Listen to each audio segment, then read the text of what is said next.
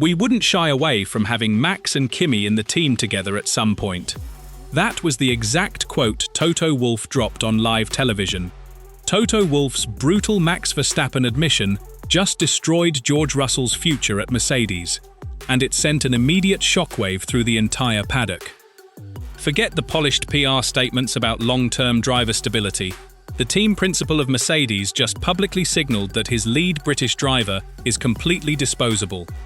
George Russell spent 3 agonizing years steering Brackley through ground effect purgatory, waiting for the technical reset to claim his rightful place as Mercedes's undisputed team leader.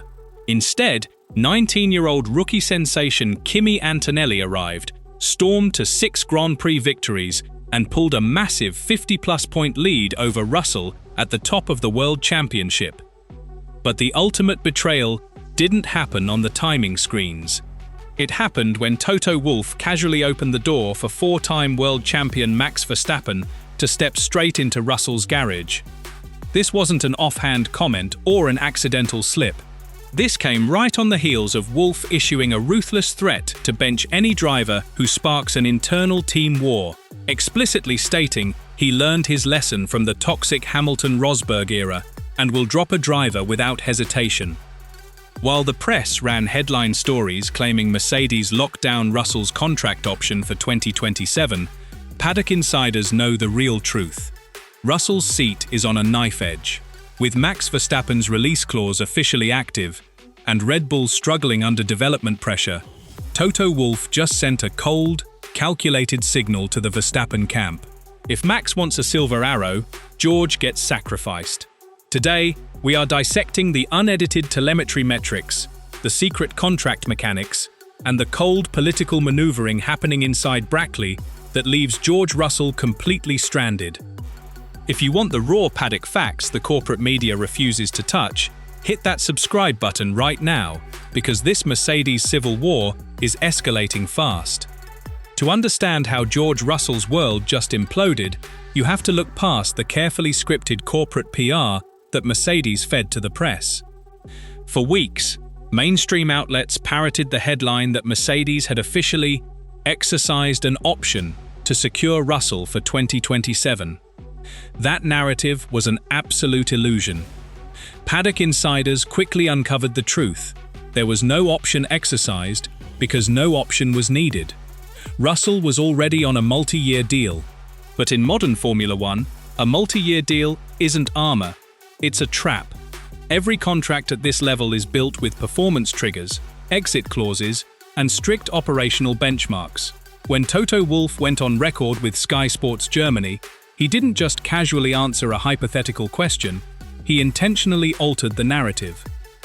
When asked directly about pairing Max Verstappen with Kimi Antonelli, Toto didn't shut down the rumor. He didn't issue a fiery defense of George Russell as his undisputed team leader. Instead, Wolff looked right into the camera and said, "Having both of them in one team is, of course, a completely different starting point. It's not like I'm afraid of it. I had it worse with Rosberg and Hamilton. I'd probably handle it better today. We're not afraid of having the two of them in the same team at some point." Read between the lines. That is an extraordinary statement from a team principal who currently has a driver leading the World Championship and another driver who spent 3 brutal years dragging the team through aerodynamic purgatory. Toto Wolff publicly dismissed the idea that a Verstappen-Antonelli lineup would be too toxic to manage. By claiming he could easily handle the explosive dynamic between Max and Kimi, Wolff sent a chilling message straight to George Russell's side of the garage. You are not untouchable. Think about what this does to Russell's position inside the team. For 3 long years, Russell absorbed the brutal blows of Mercedes' ground effect failures. He out-qualified Lewis Hamilton, did the heavy lifting on experimental setups, and patiently waited for the technical regulations to make him the face of the Silver Arrows. He assumed that once Hamilton moved to Maranello, the throne at Brackley belonged to him. Then came 19-year-old Kimi Antonelli. Antonelli didn't just enter Formula One, he took the sport by storm. The rookie sensation matched Russell's raw speed instantly, racked up Grand Prix victories, and surged to the top of the World Championship standings. Suddenly, the telemetry maps inside Brackley shifted. Russell went from being the anointed successor to fighting for his life against a teenager who represents the future of the brand. While Russell's side of the garage was dealing with the psychological weight of an internal title fight, Toto Wolff made a second, far more calculated move.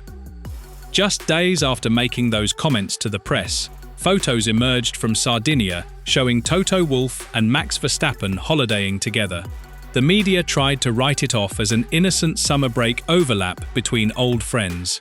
But in the Shark Tank of Formula One politics, there are no coincidental photos. Every public appearance is a calculated message. Red Bull's internal structural fractures haven't magically vanished, and Max Verstappen's long-term release clauses remain an active topic behind closed doors. Max demands technical dominance. While Red Bull continues to fight development bottlenecks, Mercedes has established itself as an aerodynamic and power unit powerhouse. Toto Wolff knows this. He knows that Verstappen's management team is watching Mercedes closely. By vacationing with Max while publicly stating he isn't afraid of a Verstappen-Antonelli super team, Toto threw gasoline on the paddock fire. He told the Verstappen camp that Mercedes has a seat ready the microsecond Max decides to hit the panic button at Milton Keynes. And where does that leave George Russell? It leaves him holding a contract that is only as valuable as Toto Wolff's patience. Here is the sinister plot twist that most commentators are completely ignoring. In modern F1, team bosses don't fire star drivers outright and take the massive public relations hit. They engineer high-pressure environments that force a structural fracture. Look at what Toto Wolff said about driver discipline just weeks prior.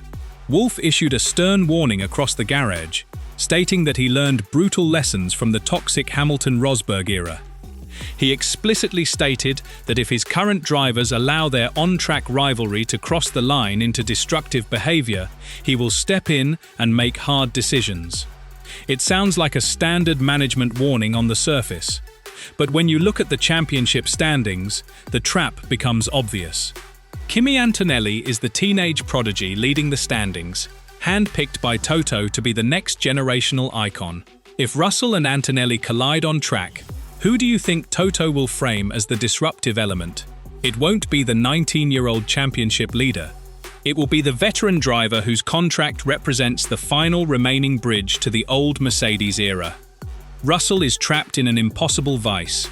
If he drives passively and allows Antonelli to beat him, his stock drops, and Toto can easily justify swapping him for Verstappen to build a championship dream team. But if Russell fights Antonelli with the ruthless aggression required to assert dominance, he risks triggering the exact internal team crisis that Toto warned would result in a driver being ousted. He cannot play it safe, and he cannot play dirty.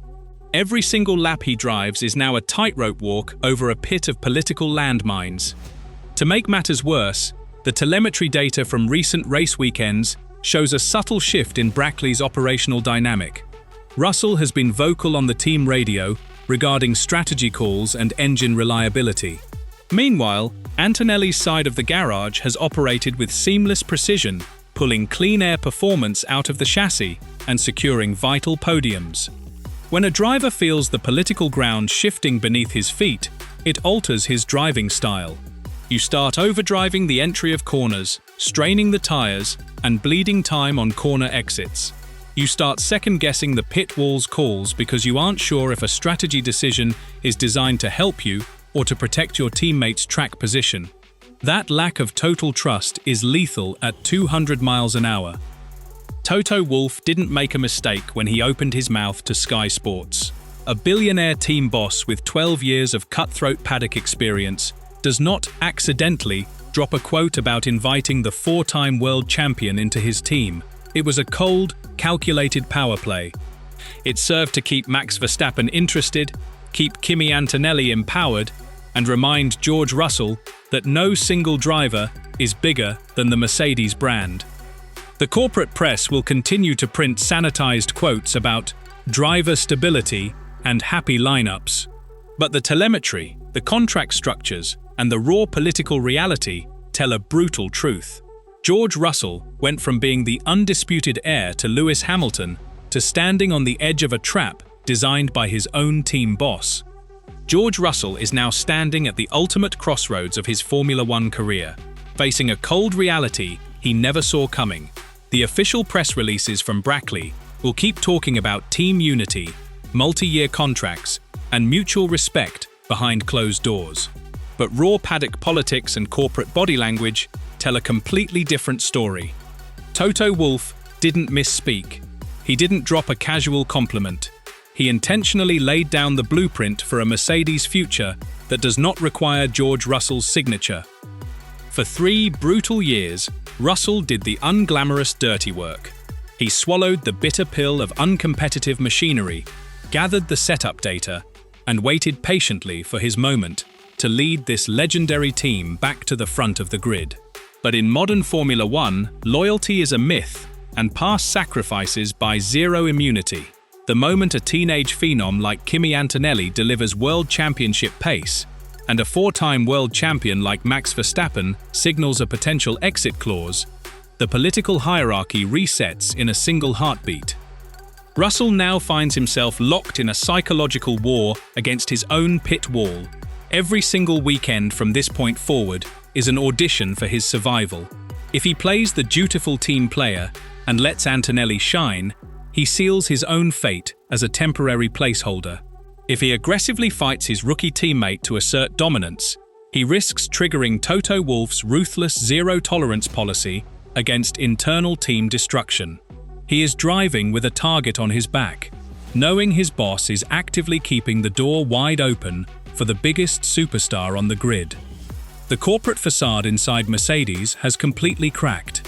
You can only tell an elite driver that he is the future of the company so many times before his boss publicly invites his replacement into the building. The trust inside Brackley is officially fractured, and George Russell is running out of time to rewrite a narrative that Toto Wolff has already started printing. Has Toto Wolff executed the most cold-blooded, calculated driver management play in modern F1 history? Or is George Russell being completely betrayed after carrying Mercedes through its darkest years? Drop your thoughts in the comments down below, and let's get into it.